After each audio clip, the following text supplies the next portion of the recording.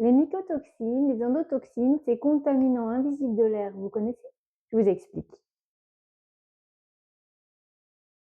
Dans nos bâtiments tertiaires et publics, on surveille le CO2, les COV, les particules fines, etc. Mais il y a une autre catégorie de contaminants qui reste largement invisibles, qui sont les mycotoxines et les endotoxines.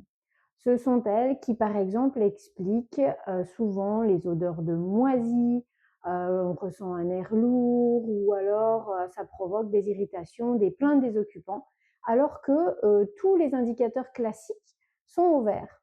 Les mycotoxines, ce sont des toxines qui sont produites par certaines moisissures intérieures. L'aspergillus, le pénicillium, le stachytobotrytis.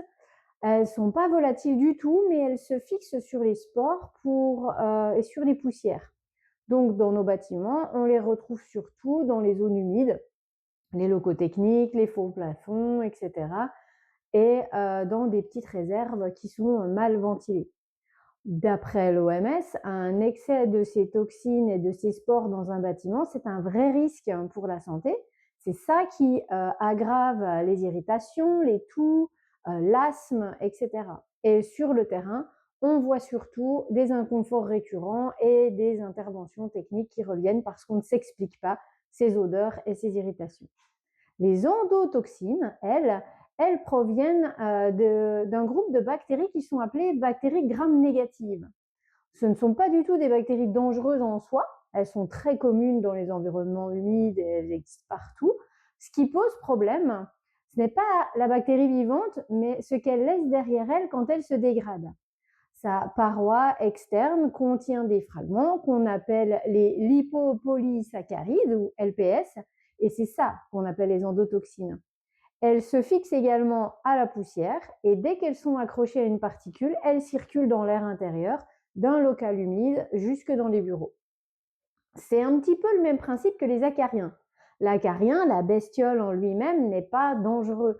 Ce qui est gênant, ce sont leurs déjections et les fragments de décomposition qu'ils déclenchent allergie et irritation. Pour les bactéries gram-négatives, c'est la même logique. Ce n'est pas l'organisme vivant qui pose problème, mais les résidus qu'il libère. Alors pourquoi c'est un sujet? Eh bien, dans nos bâtiments tertiaires ou publics, ces toxines expliquent beaucoup d'éléments concrets.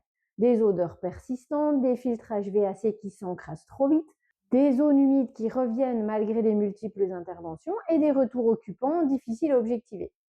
Donc, on peut avoir 600 ppm de CO2 et très peu de particules fines et pourtant encore ressentir un confort médiocre. En plus, c'est difficile de les mesurer parce qu'elles sont collées aux poussières classiques. Donc, il faut faire des prélèvements, envoyer ça dans des labos, etc.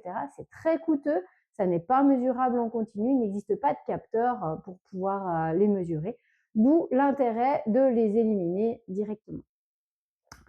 Pour prévenir tout ça, il y a des bonnes pratiques. Maintenir un taux d'humidité entre 30 et 50%, traiter les infiltrations, nettoyer les filtres et pas, entretenir les réseaux et les humidificateurs.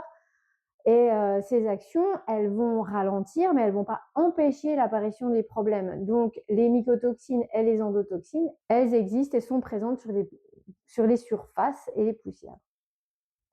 C'est pour ça que certaines équipes complètent leur stratégie avec des systèmes basés sur la microbiodiversité positive, comme Indoor Forest par exemple, parce que l'idée est simple. On introduit dans le bâtiment des micro-organismes bénéfiques capables de dégrader naturellement ces mycotoxines et endotoxines, et ce qui fait que le système agit en continu, sans eau ni produits chimiques, et réduit la charge dans les zones sensibles.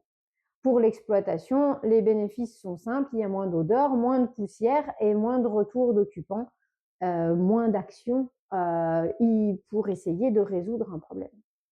Donc, les mycotoxines et les endotoxines, elles sont invisibles et difficiles à mesurer, mais leurs effets sont vraiment importants et délétères.